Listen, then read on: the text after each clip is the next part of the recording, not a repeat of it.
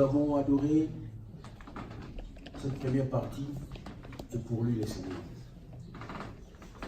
Maintenant, il est temps maintenant de recevoir la parole, ce qu'il a préparé pour nous. Et ça maintenant c'est pour nous, c'est pour toi et c'est pour moi aussi. Moi j'en ai déjà mangé à la maison. Maintenant, je vais vous donner la part de la nourriture. Et que pendant la louange et l'adoration, le diable n'a pas accès. Mais faites attention, pendant la prédication qui est pour toi, le diable aura toujours cette manœuvre de la mainmise. Il va te faire miroiter des choses, des factures, ce que tu vas manger ce soir, qui sera la journée de demain. Et tu vas entrer dans cette distraction et d'autres choses t'échapperont. Tu ne vas pas plus écouter. Amen. Et c'est pour cela, il faut être vraiment connecté. Soyez vraiment connecté avec le Christ, que l'Esprit de Dieu manifeste, prépare aussi le cœur de chacun de nous. Amen. Alors, sans plus tarder, parce que nous avons comme thème du mois, Dieu est notre prioritaire. Amen. Nous avons quand même reçu pas mal d'interventions, pas mal d'intervenants. Je crois qu'on a vraiment beaucoup reçu. C'est clair que Dieu, qui soit notre prioritaire, le thème est tellement vaste. On ne peut pas dire que c'est limité à un mois. Si on doit encore creuser, on trouvera encore d'autres raisons de prouver que Dieu doit vraiment être priorité dans notre vie. Amen. Et comme le verset du mois, c'est Matthieu 6, 33. Cherchez premièrement le royaume des cieux et la justice, et le reste nous sera donné par Jésus. Et ce thème-là aussi est tellement vaste qu'on va essayer quand même de creuser encore. Si jamais Dieu le permettra encore une fois, on creusera encore plus profond, que chacun reçoit sa part et que la conscience de chacun de nous marche. Parce que quand la conscience fonctionne, on comprend les choses, le pourquoi et le comment. Amen. Amen. Et si nous regardons bien, si on doit dire que Dieu est notre priorité, pourquoi? Si on regarde déjà les bienfaits qu'il nous a fait, il a créé ciel et terre, afin que toi et moi, nous jouissons. Oui? C'est déjà une raison qu'il soit notre prioritaire. Il a créé toi et moi à son image et à sa ressemblance. Il a fait de toi un être qui a l'aptitude de connaître son Créateur. Parmi tout ce que Dieu a créé, tu es la vraie créature que Dieu a fait à son image. Et tu as couronné aussi de sa gloire. Il faut aimer. Oui. Comment ne pas aimer ce Dieu-là? Et dans Apocalypse 4, au verset 11, il nous dit: qui est digne, notre Seigneur et notre Dieu, de recevoir la gloire et l'honneur et la puissance. Car tu as créé toutes les choses et c'est par ta volonté qu'elles existent et qu'elles ont été créées. Rien que par sa volonté. Donc avant déjà qu'il te crée, tu étais déjà dans ses pensées. Et même en étant dans ses pensées, il t'a déjà aimé. Plus l'on nous dit, il t'a déjà connu, il t'a déjà établi. Ce n'est pas merveilleux. Donc il n'est pas un fruit de hasard, parce que tu as été déjà aimé par lui avant toutes les choses. Donc ce n'est pas un fruit de hasard. Donc comment tu ne peux pas mettre ces dieux-là en priorité? Et surtout, quand nous sommes croyants. Ceux qui sont encore dans le monde, et c'est normal qu'ils nous trouvent, qu'ils nous prennent comme des fous. Parce qu'il faut qu'on arrive à ces niveaux-là, qu'on nous traite de fous, mais pour quelqu'un. Et si on n'est pas encore traité de fous, on doit quand même se poser des questions. Mais lui, je ne vais pas manger. Tout le temps à la prière, tout le temps à la prière. Mais il est complètement borné avec son Dieu. Une fois, j'ai emmené un copain sur le chemin en Belgique. Il voulait mettre les chansons de moi. Il m'a dit, c'est fini toutes ces choses-là pour moi. Je n'écoute pas. Ah non, mais il m'a dit, écoute, c'était dans ta voiture, oui. Mais dans ma voiture, toutes ces chansons-là, je les joue. Et tous les CD, j'en suis débarrassé. oh, même vous, avec vos chansons religieuses, mais vous devenez vraiment des idolâtres. Mais c'est des idolâtres. Moi, je dis, c'est la vraie raison. C'est la vraie raison. Là, il a vraiment bien dit que je suis devenu idolâtre. Et donc, je n'adore que Dieu. Parce que les chansons qu'on va écouter, c'est des chansons pour Dieu qui louent notre Dieu. C'est normal, donc je suis fou, comme tu les prends, mais je suis fou pour quelqu'un de très important. Amen. Mais toi, tu es fou, tu es resté encore avec lui dans la musique pendant que moi, j'ai tourné les deux. Amen. Donc, un homme sensé, un homme en bonne santé spirituelle, un homme équilibré, un homme normal, doit faire de son Dieu sa priorité. Amen. Il t'a créé. Il a créé en nous la vie, les mouvements, l'être. Comment tu peux le mettre en seconde position? On doit se poser la question. Parce qu'il te donne le souffle de vie. Il renouvelle chaque matin le souffle de ta vie, ta bonté. Il te donne la force d'affronter l'ennemi, que tu sois toujours victorieux ou victorieuse dans cette journée. Quotidiennement, il renouvelle toutes ces choses-là. Écoutez-moi, s'élever le matin, ce n'est pas le résultat d'être en bonne santé. Parce que beaucoup sont en bonne santé, mais ce matin même quand je parle, ils ne sont pas réveillés. Les réveils a sonné pour aller au boulot, mais ils sont restés cloués. Toi, à qui Dieu renouvelle chaque fois sa bonté, il te donne la victoire quotidiennement. Comment ne pas le mettre en première position? Et Dieu veut que tu lui mettes en première position. Et si Dieu est ta priorité, et tu feras de sa parole une priorité. Josué 1, 18, il nous dit quoi? Et ce livre ne s'éloigne point de ta bouche. Médite les nuits et jours. Si tu veux réussir, bien entendu. Et si tu veux réussir, faire avec succès le parcours avec Dieu, tu ne peux pas t'éloigner de sa parole. Amen. Donc tu dois être là, toujours à méditer sa parole. Pas faire la lecture comme un journal, mais méditer. Et demander à Dieu de t'ouvrir vraiment l'esprit et ta capacité intellectuelle pour comprendre ce que tu es en train de lire. Amen. Et c'est très important pour ça. Nous devons vraiment aimer Dieu pour, dans un premier temps, pour ce qu'il est. Parce qu'il est Dieu, créateur du ciel et la terre. Ton créateur, ton sauveur déjà. Donc, on doit l'aimer déjà pour ce qu'il est, et non pour ce qu'il a. Pour ce qu'il a, normalement, c'est lui qui les donne. Quand on l'aime déjà en premier. Quand on lui cherche d'abord en premier. Mais nous n'allons pas faire, ce n'est pas vraiment, cette histoire ne concerne pas Arc. Et transformer une église à une épicerie. Et les gens, vous voyez les gens venir à l'église, au lieu de venir chercher la face de Dieu, mais ils viennent pour les miracles, ils viennent pour l'huile d'onction, ils viennent que pour des prophéties. Non. Ça, ce n'est pas le cas pour Arc. Venez chercher la face de Dieu. Les royaumes d'abord et le reste. Amen. Parce que la Bible va plus loin, il dit, ceux qui connaîtront l'Éternel leur Dieu feront des exploits. Pourquoi toi tu veux toujours aller devant les prophéties? Donc tu fais semblant d'être à l'église, alors si tu n'es pas à l'église, tu iras voir les marabouts pour qu'ils te racontent ta journée, ou ton mari, ou qu'est-ce que tu vas faire dans l'avenir. Parce que lui-même, les marabouts, il ne sait même pas. Pourquoi tu vas aller te confier là-bas? Alors que lui, il nous dit, ceux qui connaîtront, donc chercher déjà à connaître déjà ces dieux-là. Et tu feras des exploits. Amen. Au lieu d'aller, parce que ces églises-là sont tellement remplies de fidèles, parce que le pasteur, il passe avec son mouchoir, quand il fait ça, les gens tombent. Mais ces gens-là qui sont tombés, est-ce qu'ils sont guéris?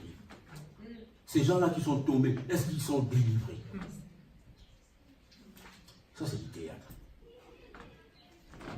C'est du théâtre. Il n'y a rien de bon. Amen. Alors, c'est pour cela, nous n'allons pas oublier versets les versets du mois, les versets du thème, Manu, si tu peux prendre toujours dans Matthieu 6, 33, qu'un seul verset.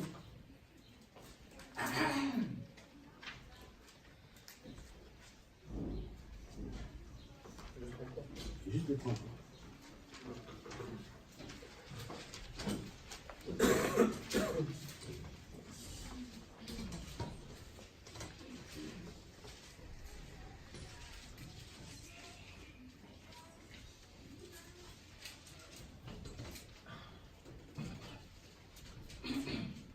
Cherchez premièrement le royaume et la justice de Dieu, et toutes ces choses vous seront données par-dessus. Amen. Amen. Comme je l'ai dit tout à l'heure, que chercher premièrement le royaume des cieux et sa justice, c'est un thème qui est tellement vaste. On va creuser. Aujourd'hui, on va encore parler d'autres choses. Il y a aussi des intervenants qui sont passés par ici, qui ont déjà parlé de ça. Sûrement. Aujourd'hui, je vais entrer comment? Quand nous venons à Christ, c'est comme un jeune homme qui voit une fille, il est attiré par cette fille. Il le veut vraiment, cette fille. Et il est prêt pour le mariage. Qu'est-ce qu'il fait? Il va d'abord faire les premiers pas vers la fille. Il va dire des bonnes paroles, jolies paroles, qui vont toucher le cœur de cette fille. Amen. Mais l'homme qui va se présenter devant la fille, avant qu'il y ait des projets, il faut aussi que le oui de la fille soit donné. Amen. Mais si la fille ne donne pas son oui, comment est-ce qu'on peut parler des projets? Il n'y a pas de projet. Très souvent, les filles ont tendance toujours à dire non. Même s'il a aimé au fond d'elle, mais elle va commencer d'abord à te faire des zigzags, tout ça, pour voir absolument si tu tiens vraiment. Heureusement, toutes ces choses, on a déjà connu. Donc, il y aura des zigzags. Mais l'homme, puisqu'elle a trouvé à cette fille quelque chose qui lui attire, qu'est-ce qu'il va faire? Il va continuer toujours de dire des jolis mots. Jusqu'à ce que la fille dise oui. Et quand la fille va dire oui, au fur et à mesure qu'ils vont vivre, ils vont commencer à parler du mariage. Ils vont commencer à faire des projets. Combien d'enfants ils vont avoir? Combien de maisons? Toi, tu ne vas pas travailler, tu vas rester à la maison garder les enfants. On aura 4 enfants. Et quand ils vont arriver devant messieurs les maires ou à l'église, ils font quoi? Ils présentent ses vœux. Voyez? Ils vont faire des vœux. Enfin, ceux qui ont eu la chance de recevoir des vœux, parce que moi, j'en ai jamais reçu. Je n'ai jamais reçu. Les jours de mon mariage, avant le mariage, ma femme, je vais te faire ça, je vais te chanter ça. Mais ces jours-là, elle n'a pas chanté, la voix était collée, je ne sais pas. Qu'est-ce qu'il y avait? Elle n'a pas pu prononcer un seul mot. Mais je voyais simplement.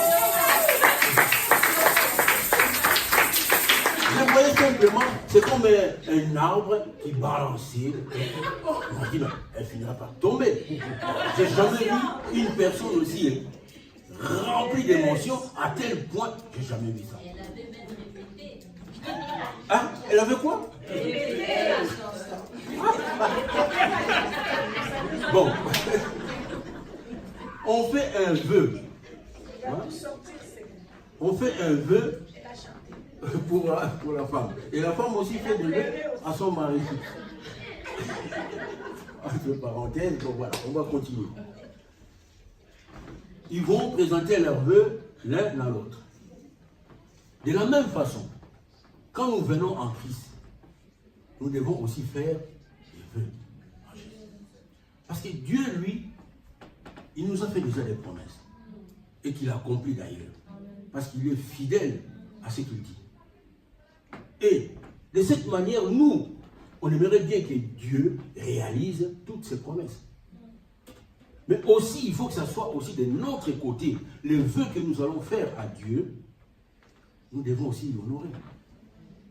ils vont aussi l'engager. C'est comme ça. Puisque Dieu t'a tendu la main, Christ t'a tendu la main, et toi tu lui as donné la main.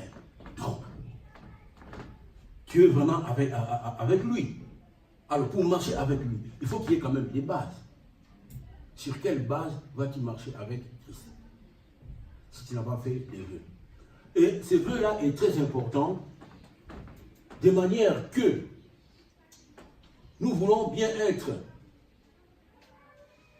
exaucés par Christ, et de même que nous aussi, nous allons aussi faire de sorte que de faire aussi des choses pour Christ, de réaliser toutes les promesses qu'on a faites à Christ.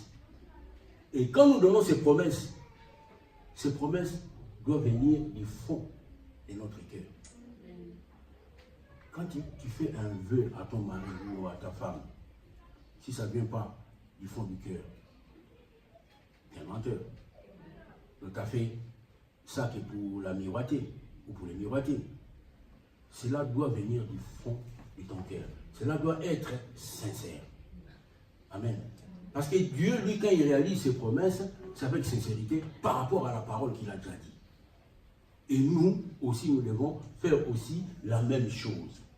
Et quand on vient à Dieu, quelle promesse il faut faire? Seigneur, si tu me reçois dans ton royaume, je t'aimerai. Je serai correct avec toi. Je te suivrai nuit et jour. Je te serai loyal. J'apporterai mes dîmes dans la maison du trésor. Est-ce que quelqu'un peut dire Amen ensemble? Amen. Ah, on va revenir. Moi y compris. Amen. Ça, c'est une révélation pour moi. C'est une révélation aussi, que ça soit aussi pour toi. Amen. J'apporterai mes dîmes dans la maison du trésor. Je prierai plusieurs fois par jour.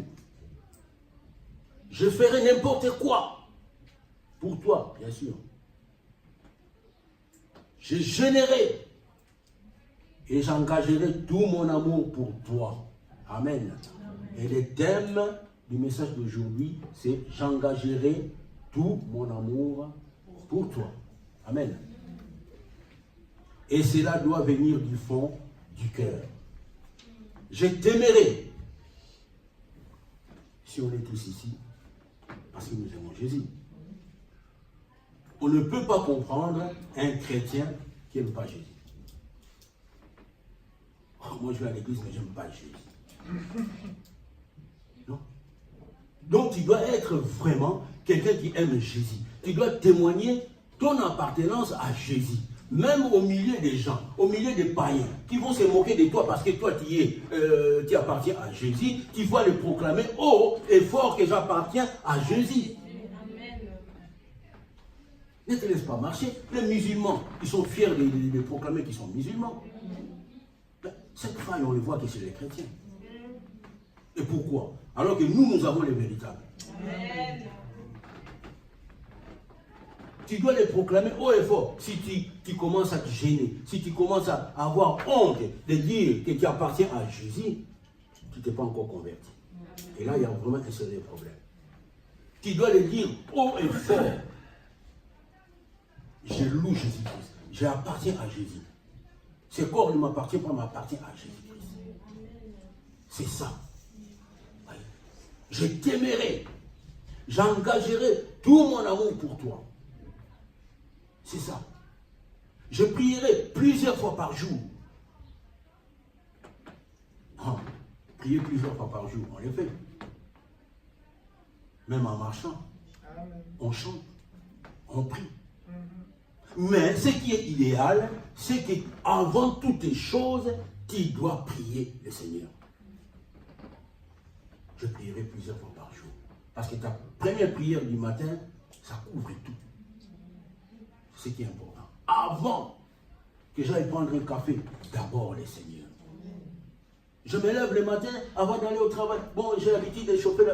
Avant toutes les choses, la prière. Cette communion avec Jésus est très importante. Amen. C'est ça. Et je n'aménagerai aucun effort. J'engagerai tout mon amour pour toi. Donc tu ne gardes rien du tout. Sans rien garder. Tout pour lui. Voyez? Et je n'aménagerai aucun effort. Que cela ne me donne pas des tracas. Non, non, non, non, non. Ça doit venir.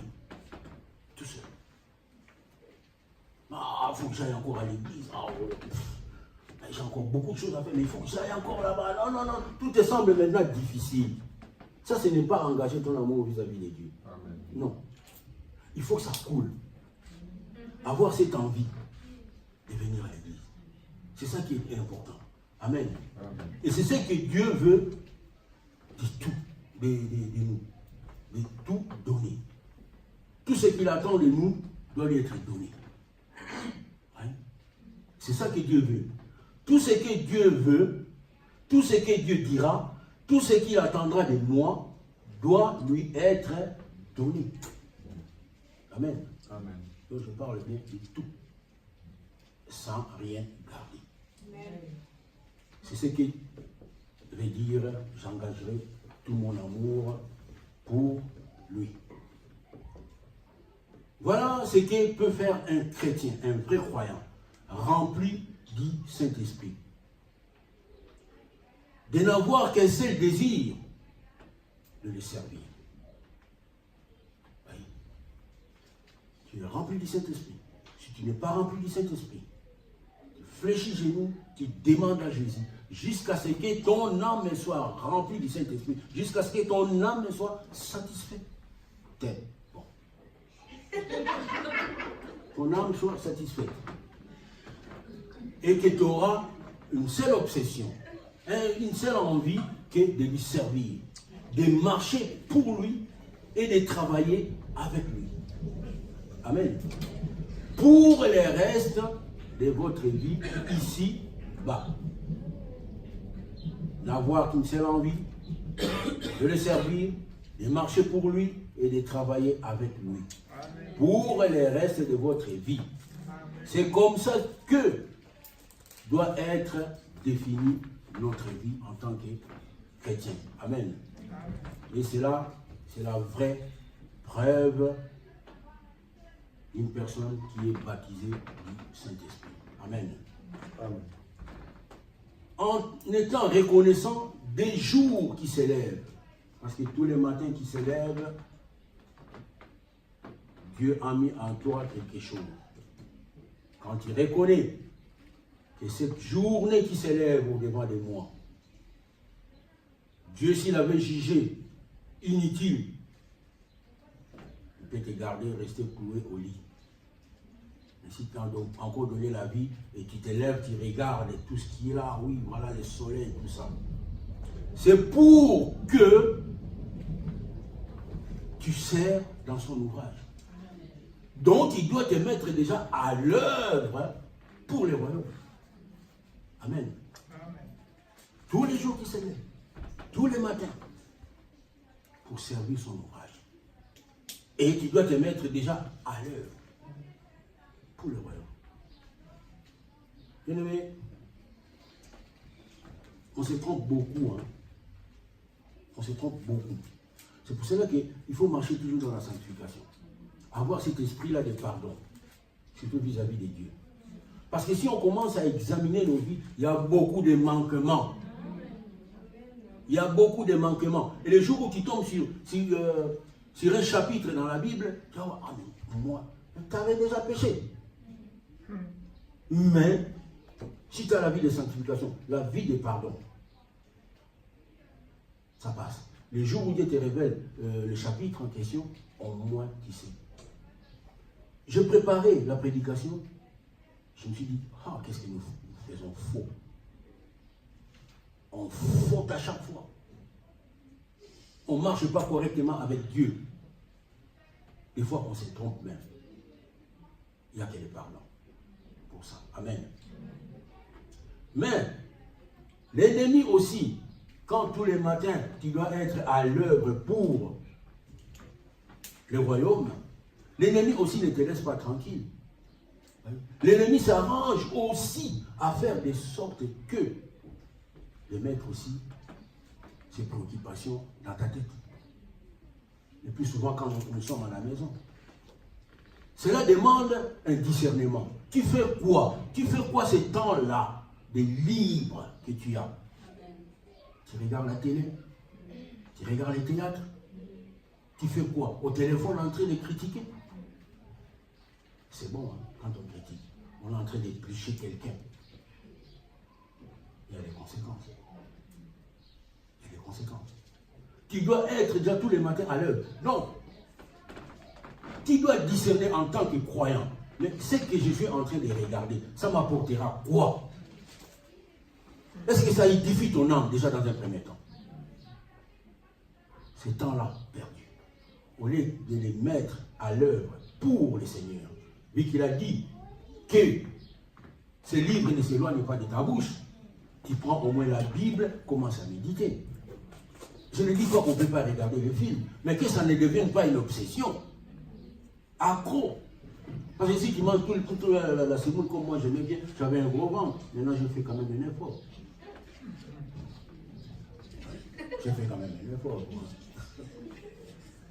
Tu manges tout le temps la même chose, tu manges tout le temps la même chose. Au bout d'un moment, ça va causer aussi des dégâts dans la vie d'une personne. Oui. Mais tu regardes tout le temps la même chose, tout le temps la même chose, tout le temps la même chose. Tu occupes ton temps au téléphone, tous les jours, pareil. Ça t'édifie en quoi? Ton âme reçoit quoi? Les royaumes d'abord. Les royaumes d'abord, c'est très important. Oui. Et quand on commence à discerner les choses, c'est comme ça que nous deviendrons amis avec Dieu. Sinon, nous sommes en train de passer notre temps. Parce qu'il y a un choix à faire. Amen. Amen. Nous engageons tout notre amour pour lui et nous deviendrons amis de Dieu. Et nous deviendrons amis de Dieu. Et ça équivaut aussi de prendre les risques pour lui. Prendre des risques pour Dieu. Oui. Est-ce que tu peux vraiment faire un jour de prendre un risque pour Dieu, même s'il y a un danger devant? L'Euphrati. Mais la Bible nous parle d'une certaine femme, Rahab, la prostituée, qui avait pris les risques de garder les espions que Josué avait envoyés à Jéricho. Mais ils ont été repérés. Ils ont été pourchassés par les rois de Jéricho. Mais cette femme-là, les risques qu'elle a pris, mais elle n'est même pas israélienne. C'était une femme de Jéricho, une Cananéenne. Mais elle a pris ces risques-là de cacher les deux espions, tout en mettant en danger sa vie et la vie de sa famille. Si seulement les rois avaient su que c'est elle qui les gardait, quelle serait la sentence? On connaît bien ce qui allait se passer. Mais il a quand même pris les risques. Un risque considérable. Et en échange, la femme a été sauvée. Elle et puis sa famille. Amen. Il a demandé, quand les histoires devenaient, qu'est-ce que vous voulez qu'on fasse pour vous? Il a dit, j'aimerais que les jours où vous rentrerez ici, que je sois sauvé, moi et ma famille. Ok, donc tu mettras un ruban rouge sur la porte. Quand l'armée va arriver, il va voir ça, ils ne vont pas pénétrer. Donc, si tu veux que ta famille soit sauvée, il faut qu'ils rentrent aussi dans la présence du Seigneur. Amen. Amen. Et là, on a la vie sauve. Là, on a la vie sauve. Sinon, il n'y a rien. Donc là, vous pouvez trouver ça dans le Josué 2 et le verset 6 aussi.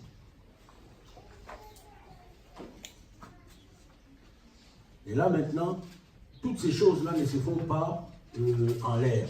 On va prendre 1 Pierre chapitre 40 et chapitre 4 verset 10 à 11. Cela suit des principes. Ce n'est pas des choses qui se passent en l'air, mais ça suit des principes. 1 Pierre chapitre 4, verset 10 à 11.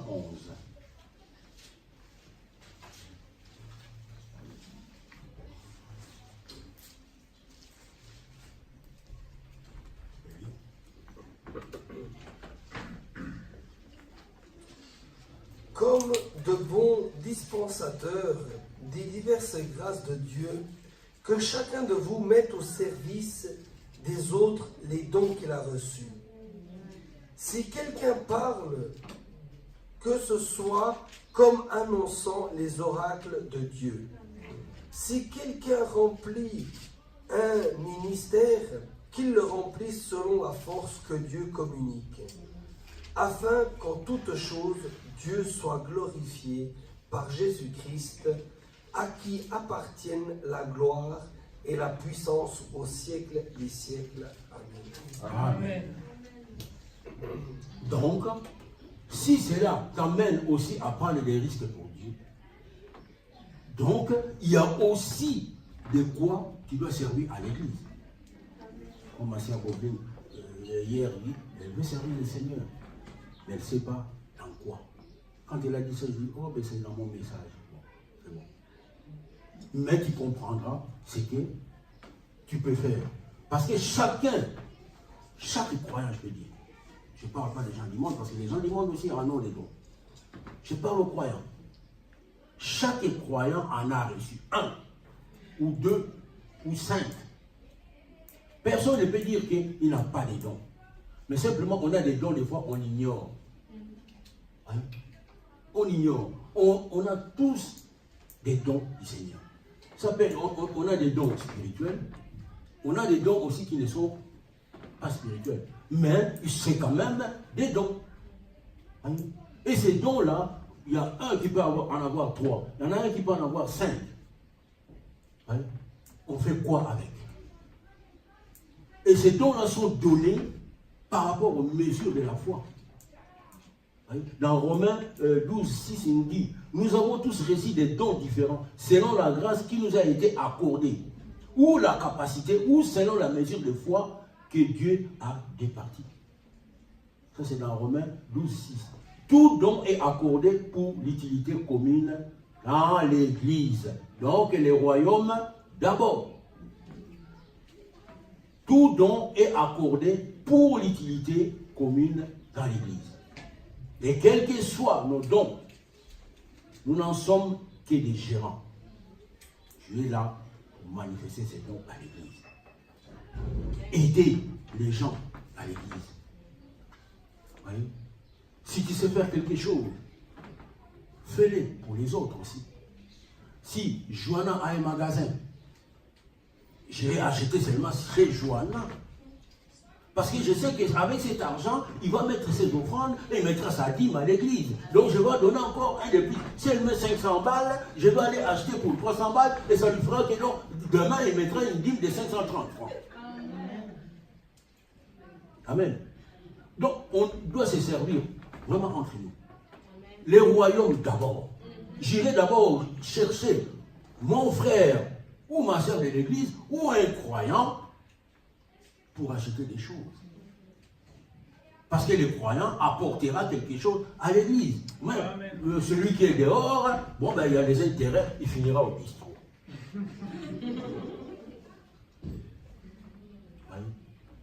Amen. C'est ça. J'engagerai tout mon amour pour Dieu. C'est ça. Donc c'est des petites choses que Dieu fait attention, que nous ne faisons même pas attention. Alors que Dieu prend conscience en ça. Et c'est très important. Donc, nous ne sommes que des gérants. Nous devons mettre tout cela au service des autres. Aucun chrétien ne peut dire qu'il n'a pas de dons. Tout chrétien l'a reçu et avec lui, la grâce et la force pour l'exercer. Donc, Dieu n'a pas donné seulement des dons, mais il a donné encore cette capacité et cette force-là de le mettre en service pour l'Église. Amen. C'est ça, engager tout mon amour pour Dieu. Alléluia. Amen. Personne n'est venu accompagner l'autre. Nous avons tous à faire. Nous devons tous mettre la main dans la pâte. Amen. Il y a toujours à faire à l'Église. Il y a toujours à faire. Et comment tu peux découvrir que tu as un don? C'est quand tu fais des choses qui ne te sont pas difficiles. Et tu as un don. Par exemple quoi? Tu as un don de confectionner. Mais toi, quand tu fais la coupe, mais c'est différent des autres. Parce qu'il y a une main qui s'ajoute pendant que tu travailles. Mais si tu commences à voir, mystique, avec des difficultés, non, ça c'est pas un don, t'es en train de forcer. Mais cherche ce que tu peux faire sans fournir d'effort. Amen. Amen. Cherche ce que tu vas faire sans fournir d'effort. Et t'en as sûrement, t'en as pour l'église, t'en as.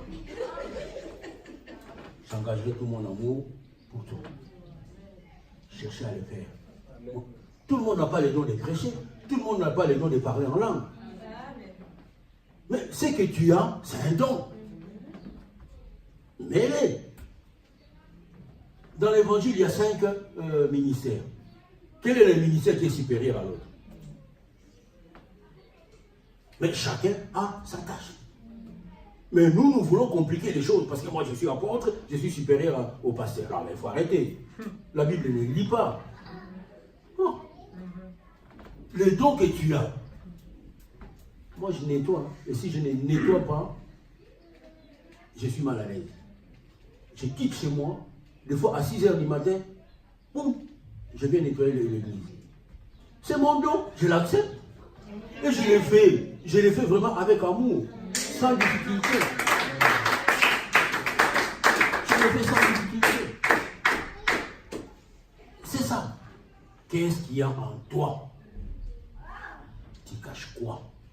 Ce que tu as, ce que tu peux faire facilement. C'est ça les dons. Et c'est ça, ce que tu vas apporter dans le corps de Christ. Amen. Amen. Et on va encore plus loin, dans Luc, pas que je déborde, dans Luc 9, verset 23. Je vais y aller. Puis il dit à tous, si quelqu'un veut venir après moi, qu'il renonce à lui-même, qu'il se charge chaque jour de sa croix et qu'il me suive. Vous voyez? Chaque jour, il y a des choses à faire. Ah non, moi j'ai pas le temps, et moi je fais ça. Non. Tout, tu dois ramener à Christ. Tout, les corps, dans 1 Thessaloniciens, je crois 5, on nous parle de la composition du corps. Le corps est composé de l'esprit, de l'âme et le corps. Donc, le corps a ses désirs. L'âme aussi. Heureusement, l'esprit, il est toujours là. Mais, ce qu'il faut faire, puisque ton corps, ta chair, t'amène toujours à des choses bizarres, qu'est-ce qu'il faut faire? Il faut tout ramener à Christ. Il veut l'entièreté de toi. Toi, tout en entier, comme tu es là. Ton âme, ton corps, ton esprit. Il faut abandonner à Christ. Tu laisses et tu portes ta croix. Vas-y. Et là, tu ne trouveras pas d'excuses. Non, parce que j'ai fait ça. Non. Ton temps, c'est lui qui va gérer ton temps. Il va toujours trouver. Ah, c'est un grand joueur. Hein. Il s'est camouflé et puis voilà, il s'est dribblé. Il trouvera toujours un temps pour que tu sois libre et à faire son œuvre. Mais parce que toi, tu ne veux pas lui laisser. Or, on dit, j'engagerai tout mon amour pour toi sans rien garder. Et tout. Les temps aussi. Oui. Amen. Amen. Donc, tout cela doit être abandonné entre les mains du Seigneur. Tout notre être, toute notre dévotion, l'argent, les temps, ma vie, votre témoignage, tout doit lui être donné. Amen. Voilà, on va continuer. On arrive bientôt vers la fin. Dans 1 Roi chapitre 10 au verset 1 à 29. Ça, c'est un grand texte. Je vais juste... Dans 1 Roi chapitre 10, 1 à 29, on nous parle d'une femme qui est la reine des Saba. La reine des Saba, elle avait sûrement des problèmes qui lui préoccupaient, qu'elle n'arrivait pas à trouver des solutions. Puis à cette époque-là, Salomon avait fait vraiment une réputation vraiment incroyable. Sa renommée était vraiment répandue sur toute la surface de la terre. Car en Israël, il y a un roi. Il est vraiment un bon roi. Il est vraiment capable de te dire des choses et de t'expliquer. Donc, il y a tous les monarchies à cette époque-là venaient toujours vers Salomon. Mais simplement quand ils venaient vers Salomon, ils ne venaient pas même vite. Et nous, là, la Bible nous parle maintenant de la reine des Saba. Elle a entendu, puisqu'on me parle toujours de ces Salomon, j'irai moi-même voir, écouter ce qu'il dit. Mais j'irai pas main vide. Il a chargé des charrettes, des lingots d'or, des aromates, des parfums, des étoffes. Elle a tout chargé. Elle a dit, si j'arrive là-bas et que j'entends des choses vraiment qui sont véridiques et qui sont vraiment bonnes, je lui laisserai tout ça. Sinon, je vais partir avec. Mais toi qui es arabe, depuis que tu viens ici à Arc, qu'est-ce que tu as déjà entendu?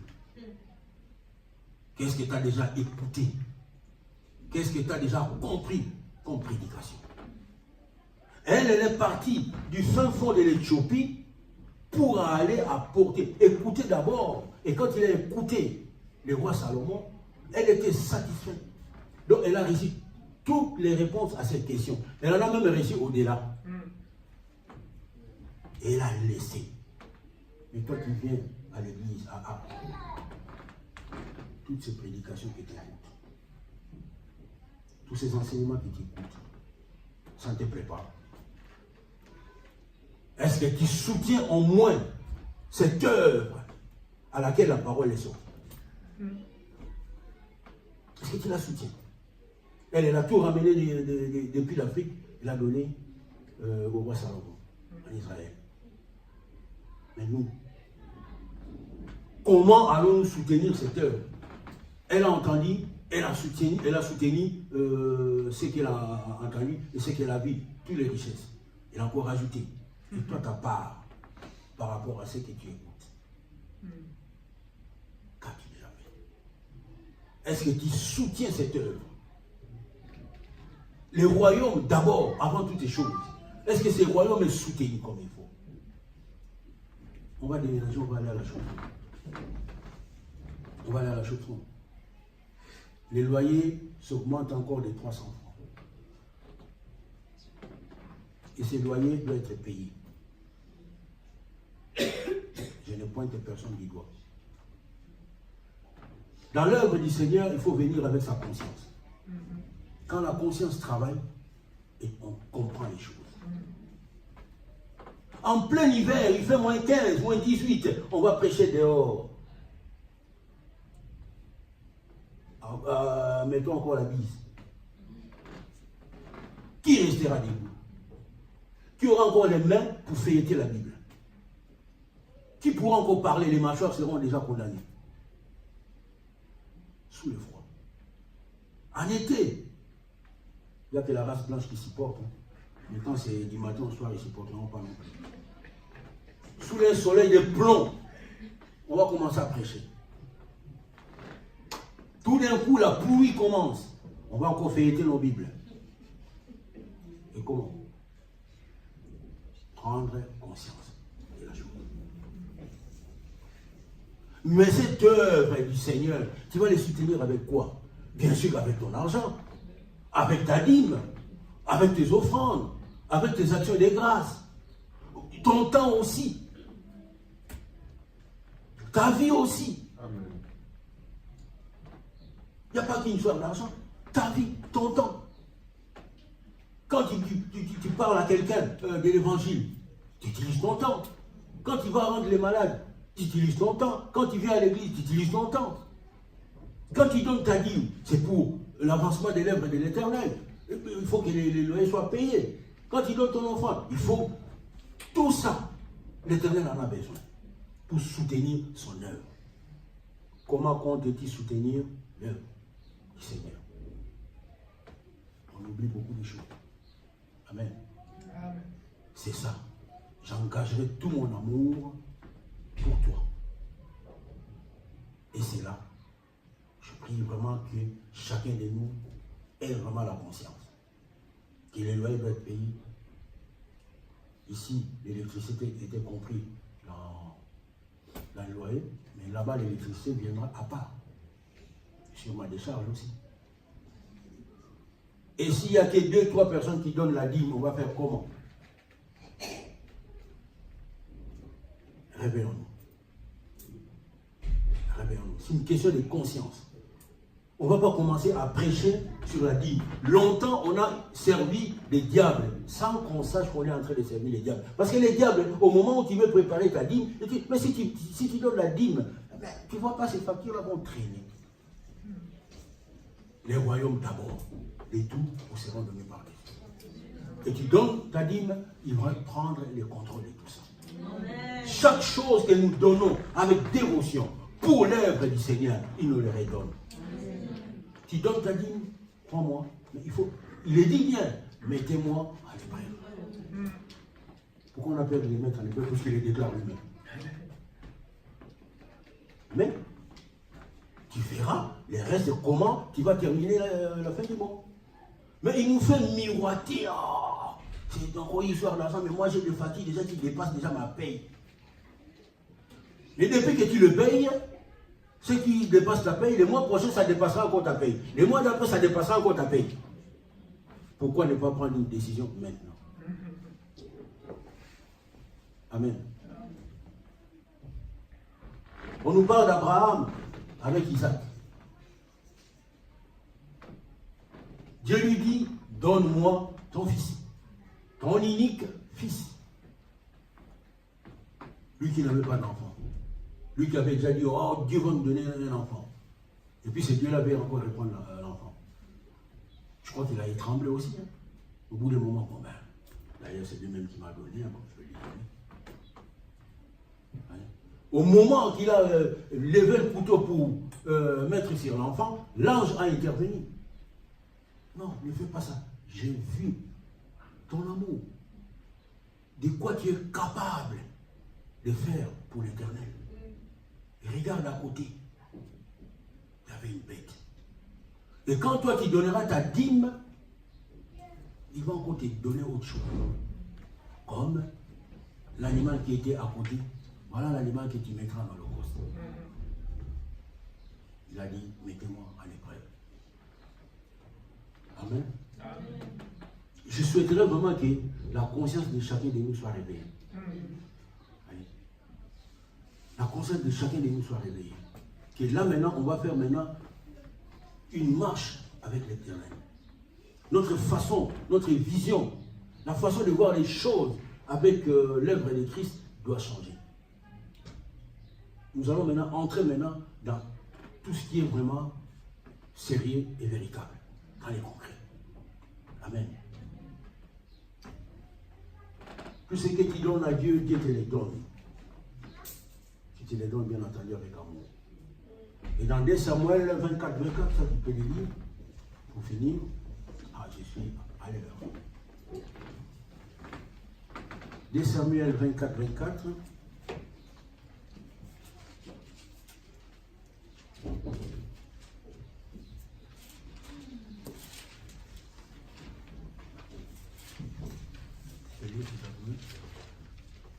On commence à le 23.